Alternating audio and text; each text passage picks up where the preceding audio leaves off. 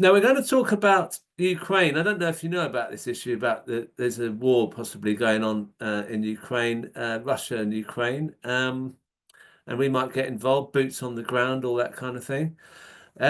Now we've got a few people who've volunteered to speak about this. I think I actually might start with Ben Sellers. Hiya. Hi, thanks for coming on. Your tweets caught my eye last week. You wrote, I'll just show a couple of these. You don't miss it until it's gone. I know there were different views on Zelensky and Ukraine, but I think there was something deeper going on, which you can't help notice if you look beyond the latest social media headlines. I think, in truth, we're seeing the consequences of the abandonment of the peace anti-war movement by large chunks of the left. Yes, anti-war organisations, including Stop the War and CND, have been prominent in the protests over Gaza, but at the same time, there has been a steady withdrawal from the wider arguments over peace and war since the defeat of the Corbyn project and maybe before. Once upon a time, peace activism was part and parcel of the left's activity, as was debating and learning the arguments against militarism, nuclear weapons, and the mass killing of civilians from Vietnam to Iraq. Uh, Now, that does what you've written resonates with me. I mean, what I'm seeing is some people I hadn't expected to defending arming Ukraine, not accepting any peace deal that Trump comes up with. What do you think this is all about? These people on the left that are against a peace deal. I mean, I think there's a longer history, which is about the kind of gradual erosion of that unified anti-war movement, which goes right back to Aldermaston and the marches, and CND and being. I mean, people might now see the anti-war movement as somehow a kind of middle class fluffy movement, but actually it had a lot of working class support historically. And I think that's been like a gradual erosion. Maybe that's because people, don't see the reality of war. It's got further away from the horrors of, First World War, Second World War. But but I also think there's a couple of recent events that have really kind of been quite significant. I think one is the bullying of the MPs within the Socialist Campaign Group when they had a kind of united front on a very small scale, but they had a united front around a kind of statement about the Ukraine war and arguing for those kind of fundamental ideas around, kind of negotiation rather than warfare and all of that. And they were bullied by the Starmer leadership really to the threat that we've seen so many times since. But this is one of the first times I think that he did it. Was said basically, if you're going to sign that letter, then if you don't withdraw your names from that letter, then you will have the whip withdrawn. And they capitulated, frankly, and I kind of understand why. I've worked in Parliament. I know how precious people think the whip is, but that was a key moment and a key defeat, I think, for the anti-war movement. And then if you go back further, there's also this issue around NATO, because I think that NATO is at the heart of this, really. And Right. the left traditionally had an anti-NATO position, and I think it was a legitimate position. It needed to be argued, and it needs to be developed and get into people's consciousness. But that was kind of abandoned even during the Corbyn leadership. And I think to be honest, I think that Jeremy has always been very good on that, and I think that he was again pushed into a corner where he had to kind of make statements of supporting NATO, and I'm not sure whether that was necessary or not. I mean, it's obviously very complicated when you're looking at being at the precipice of government, and people are telling you can't say this, you can't say that.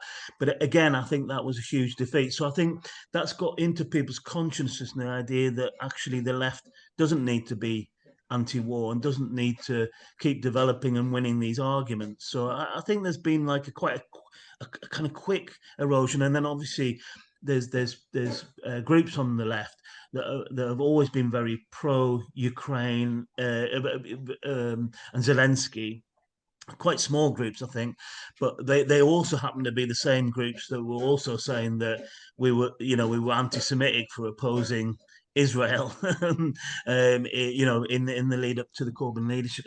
So I think they've kind of won the day amongst a certain section of the left as well. I mean, do you also think that I mean, just think about what you're saying, that we don't have a left media that's strong enough to counter the propaganda that is supporting the war. I mean, it's constant. I mean, you go on any channel and it's promoting Zelensky arming Ukraine, etc. That's the fault, isn't it, of the left?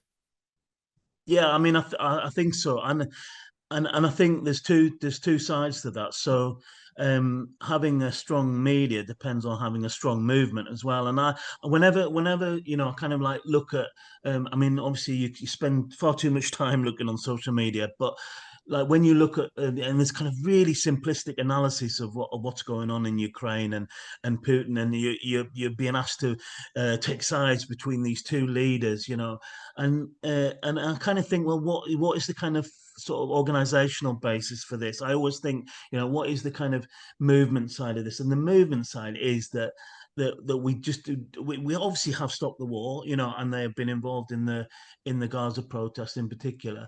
But in terms of kind of like them, involving the wider general public in that, or beyond the kind of like very kind of quite a small core of people now, we haven't kind of developed that. So in some ways there's kind of like, also there's two things. There's one is that we don't have those media voices, but we also don't have like a mass movement that might push the media voices and give Right. them a bit bigger platform, just like it has with Gaza. And I think in some ways Gaza is an example of where we have managed to do that.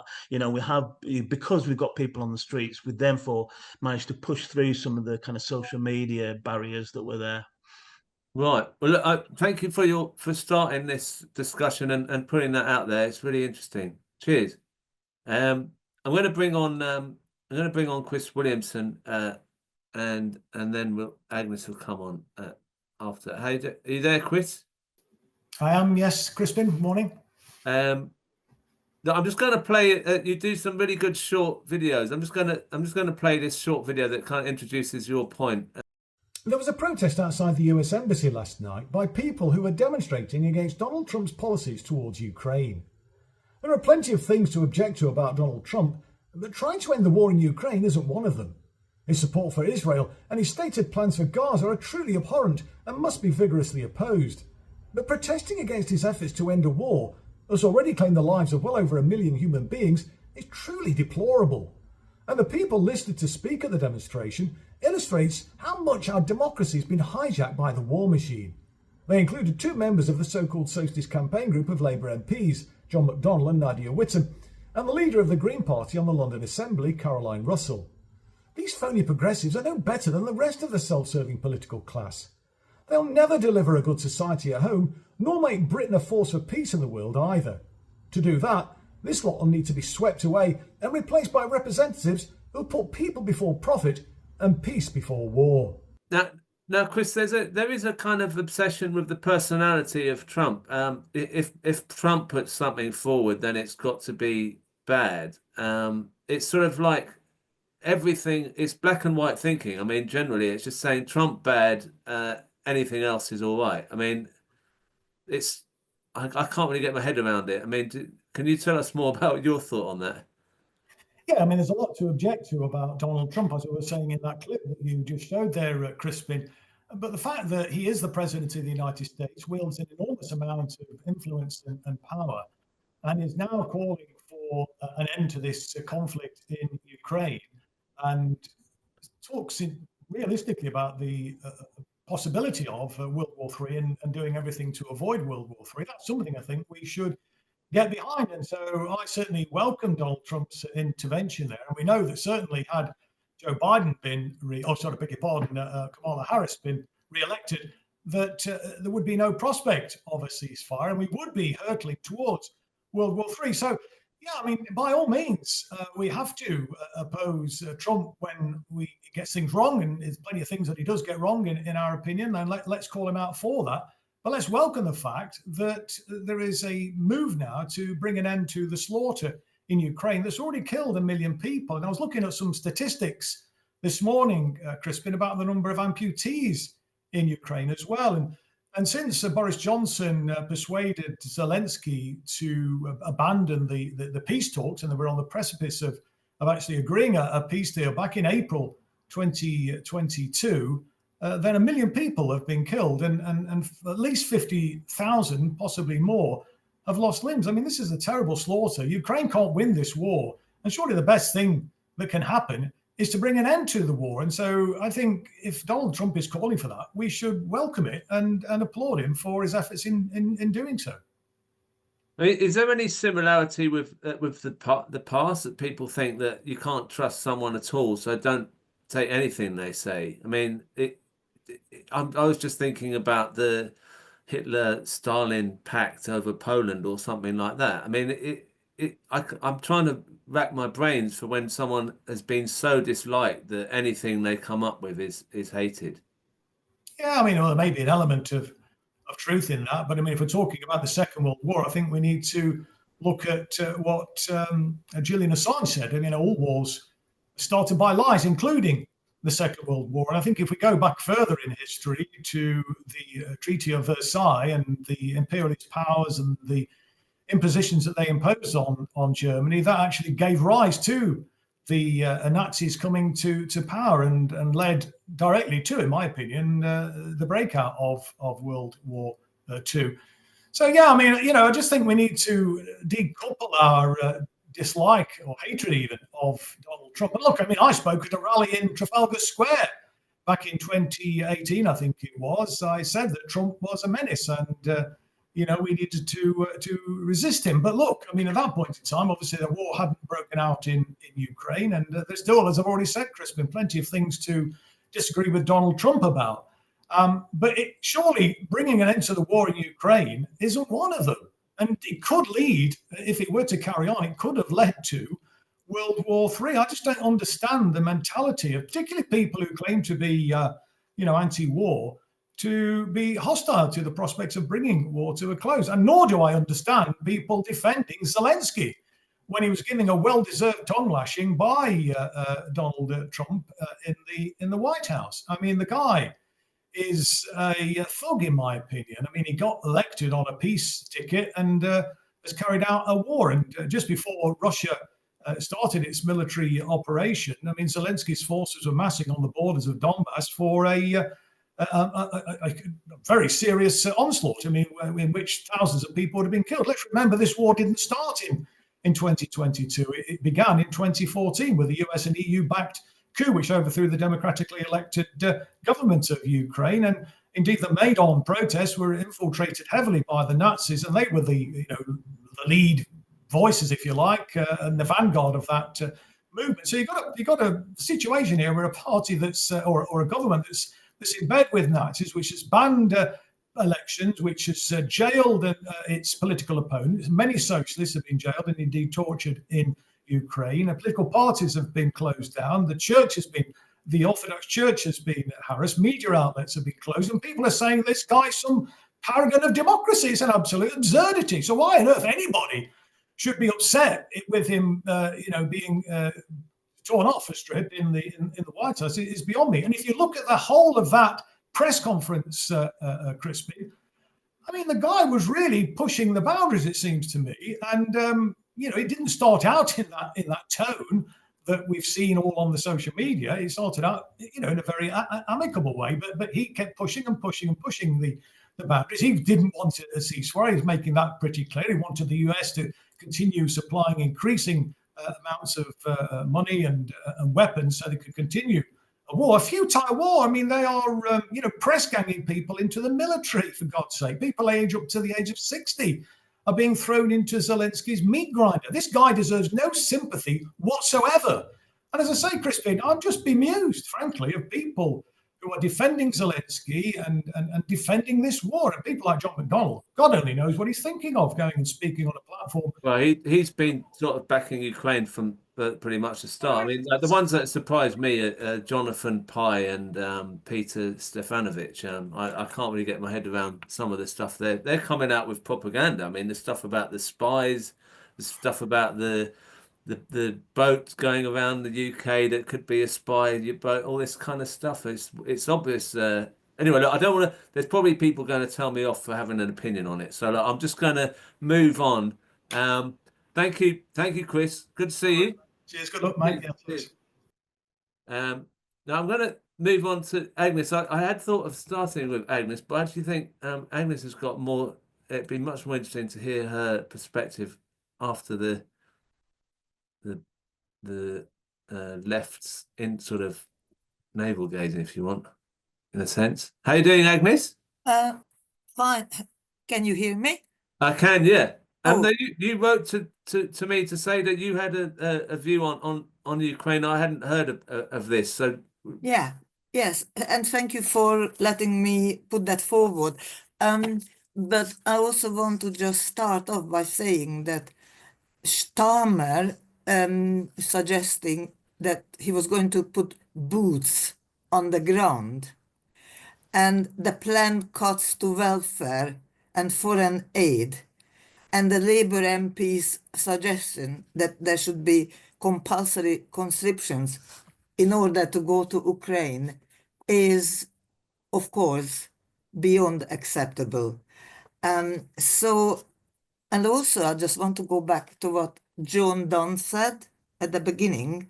He said that he never felt threatened by Russia or any Russian. So I just would like to take this opportunity in one sentence, and then I come to the Ukraine issue, that during the numerous Holocaust memorial meetings in the last few weeks, 5 of which I attended because I'm Jewish and because I'm a Holocaust survivor and it's my duty to attend. Not only have I not heard once the word Palestine mentioned, but also nobody mentioned that Auschwitz was liberated by the Russians. And that, for instance, the Hungarian ghetto, the Budapest ghetto, 200,000 people, Jewish people, destined for Auschwitz, were also liberated by Russians. And my mother and me, hiding in a basement, were also liberated by Russians. So thank you for allowing me to make this statement. Now, the thing about Ukraine is that, just to go back a little bit in history, and then I would like to follow where Chris Williamson left off. I mean, Ukraine has not existed as a sovereign nation over the many hundred years, except for a very short period after, in 1918, so shortly after the Russian Revolution, and then in after the Soviet Union collapsed. But for very many centuries, the territory belonged variously to Russia and Poland and Lithuania and Romania. So we did not have such a country as Ukraine. Now, that is not to say that they have not existed now for the past 20 years, but it's a small number of years compared to the big history. Now, I would also like to mention something, because I'm a musician, musicologist, music historian, that Béla Bartók collected folk music in that area which we are talking about just before 1918. And he wrote to all the songs like Hungarian, Ruthenian, Russian, Moldovan. Not once did he write Ukrainian, because at that point, the concept of Ukrainian songs didn't exist. Now, going back to what Chris Williamson said, in 2014, a very powerful and very strong Nazi battalion was established in the Ukraine, the Azov Brigade. The leader was Andrei Bilatitsky, and they had this very strong view that no peace agreement should be agreed to, no capitulation. Unfortunately, they were financed, perhaps they are still financed, by Igor Kolometsky, a Jewish energy billionaire, and that is just most unfortunate. Now, Zelensky tried to oppose this Azov brigade, but he failed to rein in these Nazis and ended up collaborating with them. And I also like to mention that since 2014, there have been many public celebrations for the Nazis in the Ukraine. And also, very importantly, the road which leads from Kiev to Babi Yar is named after Stepan Bandera, who was one of the great Jew murderers. So I'm just wondering whom Keir Starmer wants to defend when he sends in the boots that are soldiers. Whom is he going to defend and against whom? So that is a very interesting question.